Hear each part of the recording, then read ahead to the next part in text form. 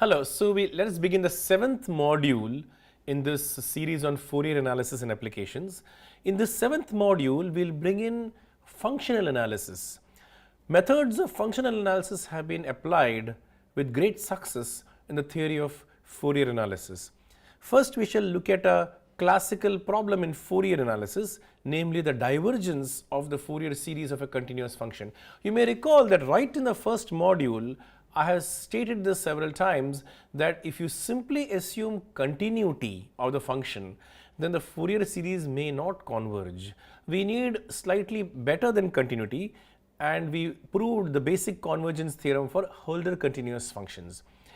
If we just have continuous functions without anything more, then it will not have a convergent Fourier series. And I also indicated that several proofs are known. Explicit examples have been produced, but more interestingly, a majority of the functions which are continuous display this errant behavior. So these are the general comments I made in the first module, and there I also said that we will come back to this later in the course, and now is the time to come back to these subtle issues. So just to get started, let us recall some basic notions from functional analysis. You have probably studied some of these things, and you can look up the book of Goffman and Pedrick, a first course in functional analysis, which I already referred to earlier. So what is a normed linear space? A normed linear space is a vector space V endowed with a map norm from V to R. That is, the domain is V and the codomain is the real numbers, and the map will be denoted by double stroke norm. And the norm function must satisfy certain properties. Norm V must be non-negative. Norm V is 0 if and only if V is 0. And the third property is the triangle inequality. Norm of V plus W is less than or equal to norm V plus norm W. This is true for all V and W in V. The fourth property is called scalar homogeneity, namely norm of TV equals mod T times norm V, where T could be a scalar.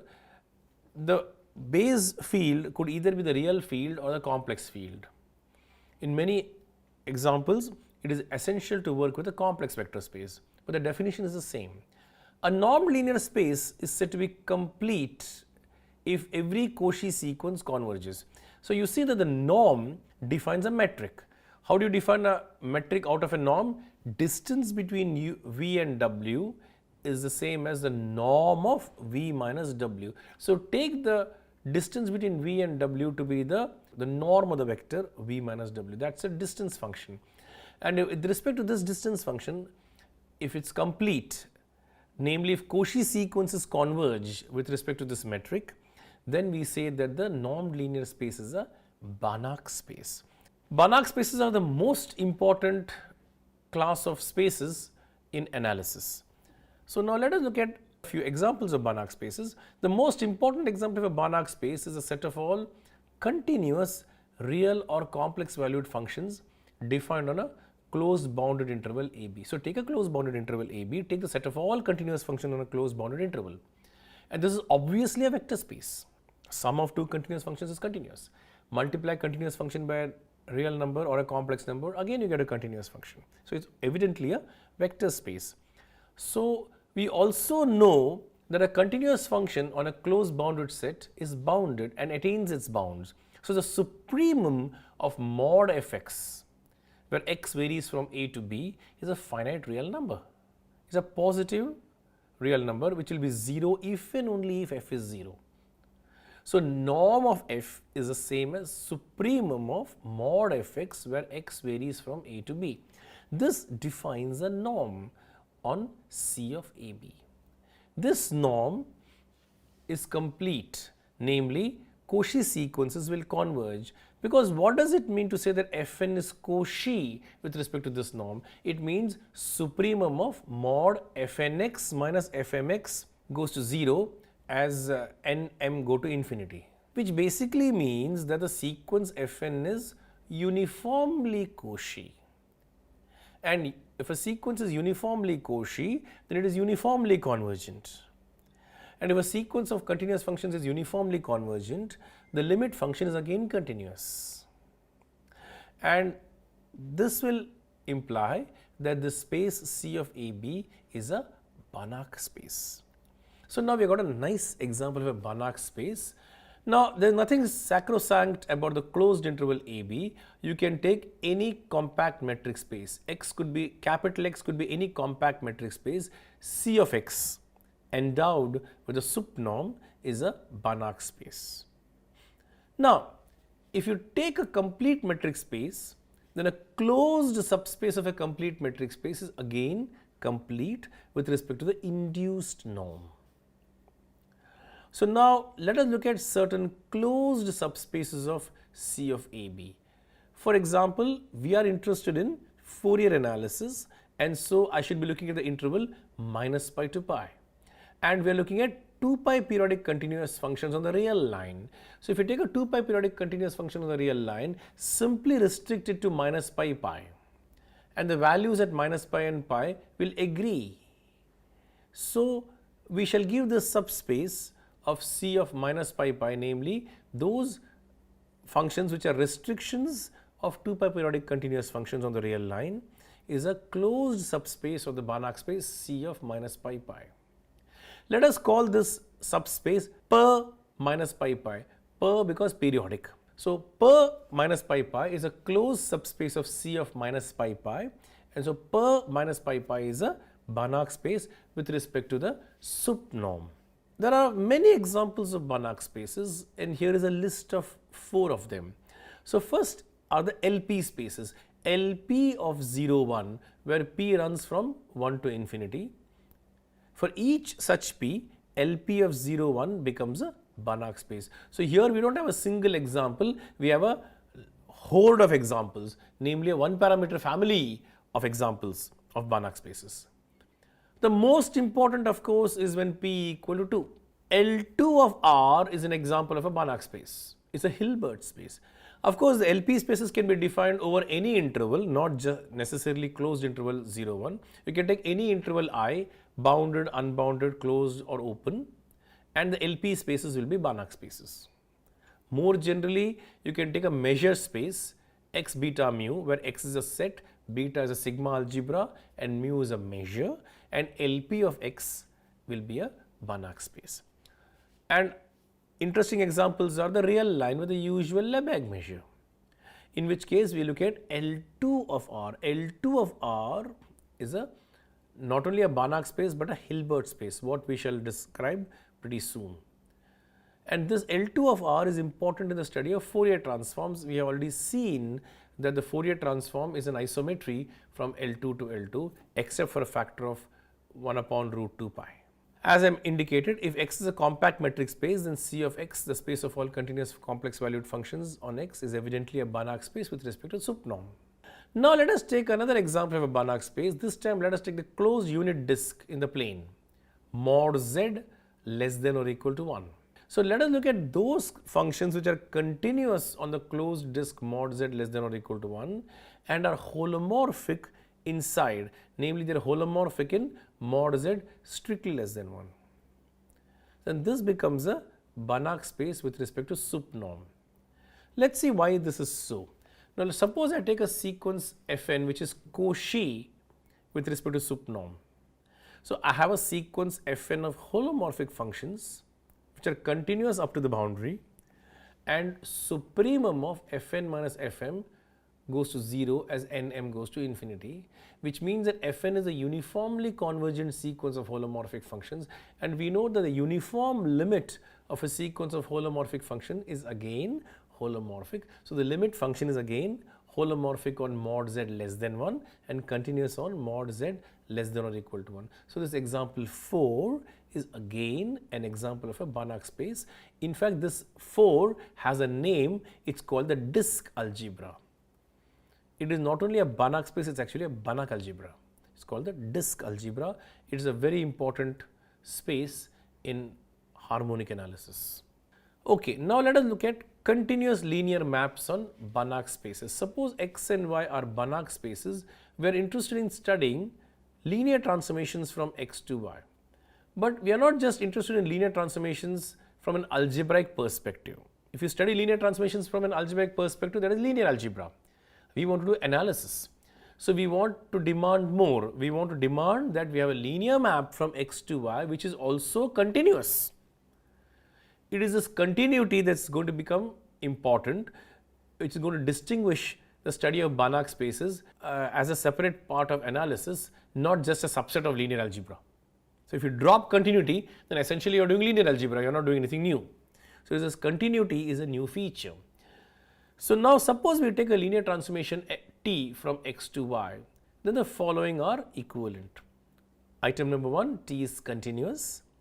T is continuous at the origin. There is a constant m such that norm Tx less than or equal to m times norm x for all x in capital X. The fourth item is T is uniformly continuous. Some of these implications are pretty trivial.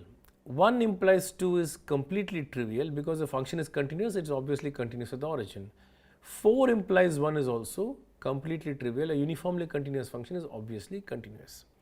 So now let us turn to 2 implies 3. So to prove that 2 implies 3, T is continuous at the origin. So take epsilon equal to 1.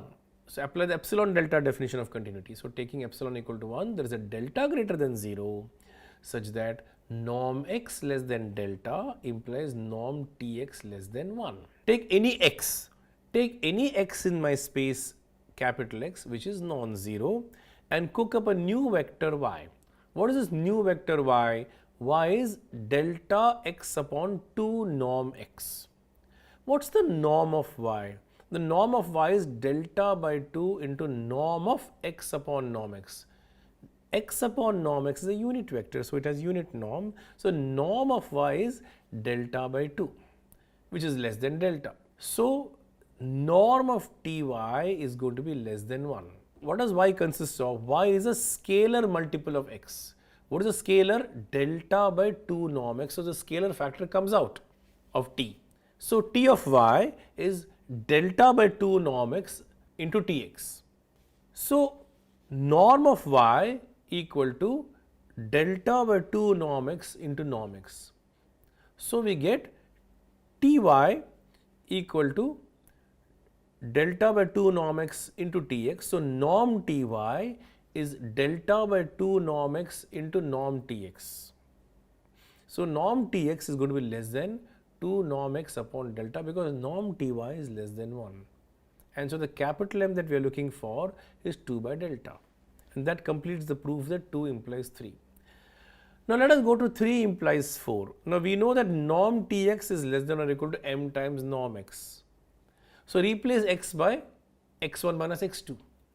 So norm T of x1 minus T of x2 less than or equal to m times norm x1 minus x2. So that proves uniform continuity of T.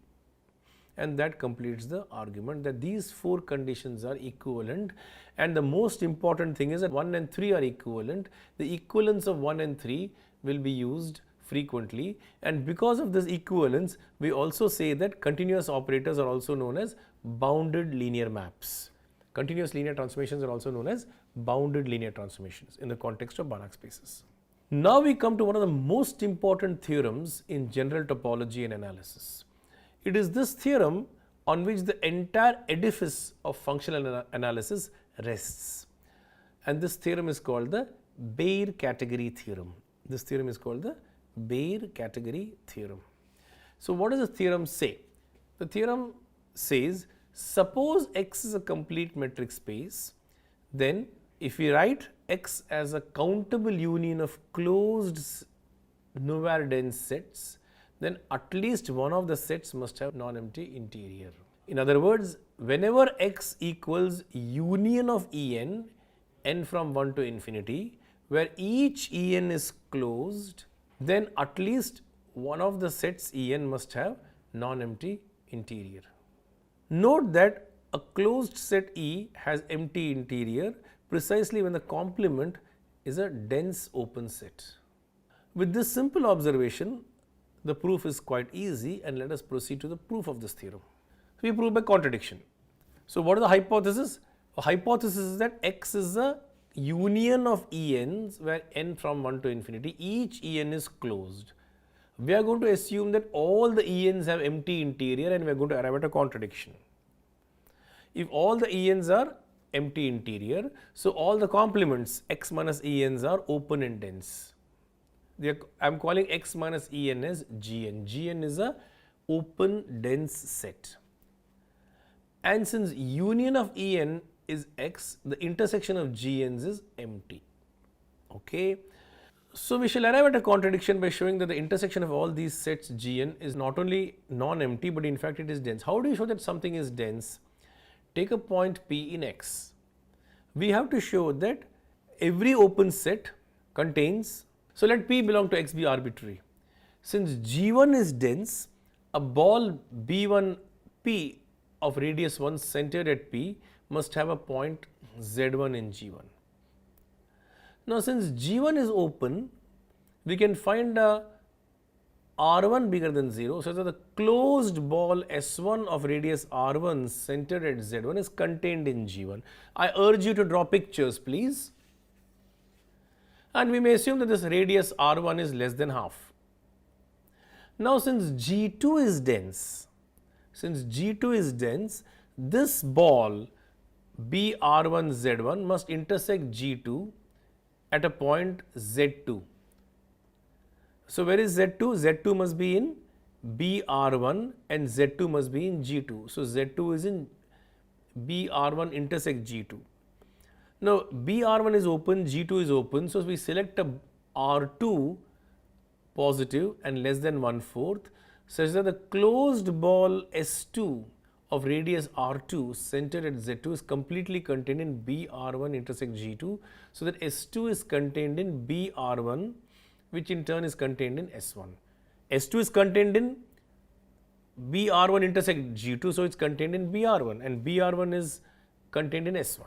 Now, G3 is dense in X, so the ball BR2 intersects G3 at a point Z3 in BR2 intersection G3, and G3 being open, we infer that there must be R3 bigger than 0 such that R3 is less than 1/8 and the closed ball S3 of radius R3 centered at Z3 must be contained in BR2 intersection G3.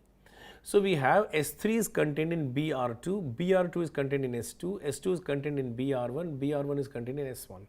So, proceeding in this manner, we produce a decreasing chain of closed sets, S1 containing S2, S2 containing S3, etc. so that the diameters of these sets go to 0.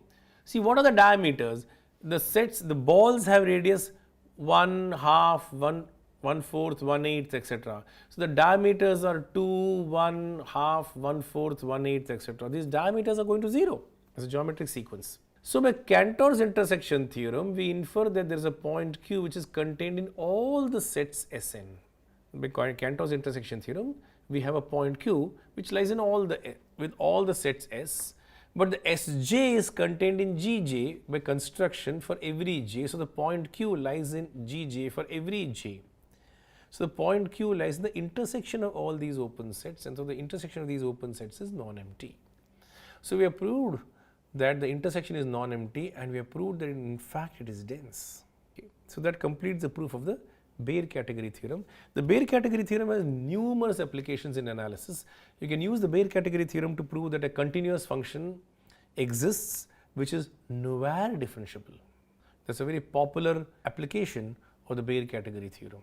The Baire category theorem can be used, for example, in the following way. For example, take a vector space V which is of say finite dimensions. Take R3 for example. R3 cannot be written as a countable union of planes because each plane in R3 is a two-dimensional subspace. It has empty interior and is a closed set. So, R3 cannot be a countable union of planes. So, such applications are possible using the Baire category theorem. So, now as a first application of the Baire category theorem, let us prove the Banach-Steinhaus's theorem, which is also known in functional analysis as the uniform boundedness principle. So, this is the first major pillar of functional analysis. There are 4 basic theorems in functional analysis: the open mapping theorem, the closed graph theorem, the Hahn-Banach theorem, and the Banach-Steinhaus theorem. So, now we are concerned with the Banach-Steinhaus theorem. We shall need this result only in a very special case, namely when the target space is the complex numbers or the real numbers. So, let us take a sequence Tn of linear transformations from x to c, or a sequence of bounded linear functionals Tn from x to c. So, we say that a sequence of continuous linear forms Tn as above is pointwise bounded if for each point x in x there is a constant mx such that the supremum mod Tnx n belongs to natural numbers is less than or equal to mx. So, what you do is that you take a point x in your space and evaluate all these functions Tn at that particular point x. We get a sequence of real or complex numbers, and if this sequence of real or complex numbers is bounded, say with a bound mx, the bound will obviously depend upon which point x that you have chosen to freeze these functions. So, you are evaluating all the functions at a specific point x, and now you get a sequence of real or complex numbers. This sequence of real or complex numbers is assumed to be bounded. The bound could depend on x. What we infer is that there is a common constant m such that supremum of mod Tnx is less than or equal to m for all norm x less than or equal to 1. That is, this mx, which will vary from point to point. The mx, the constants mx in the hypothesis varies from point to point, but when x varies over the unit ball norm x less than 1, all these mx's can be dominated by fixed m. So, these mx will surely vary, but we can find a common upper bound for all these constants mx, call this upper bound m, the same upper bound that works for all x less than or equal to 1 in norm. So, now let us look at the proof of the Banach-Steinhaus theorem. So, let us look at the proof of the Banach-Steinhaus theorem.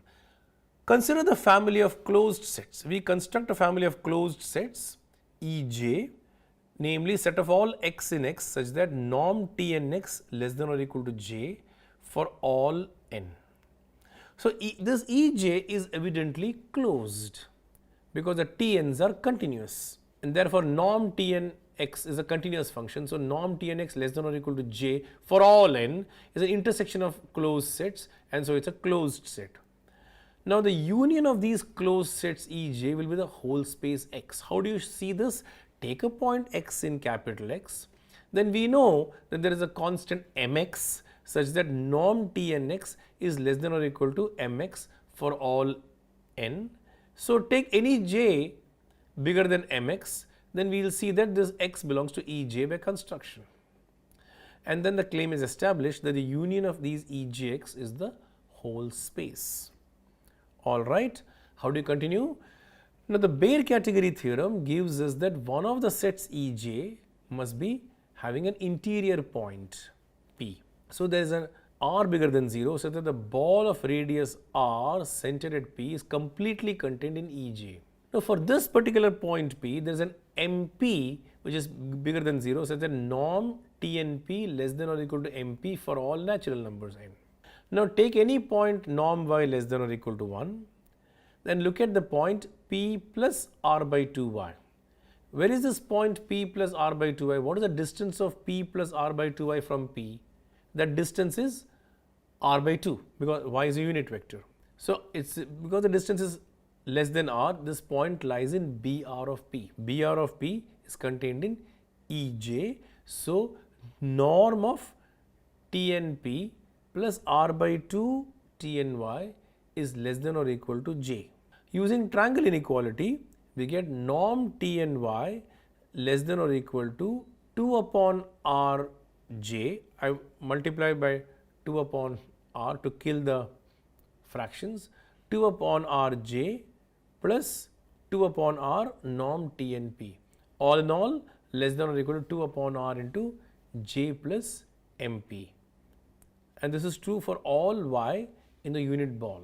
That is, for all y such that norm y is less than or equal to 1. The proof of the Banach-Steinhaus theorem is thereby completed.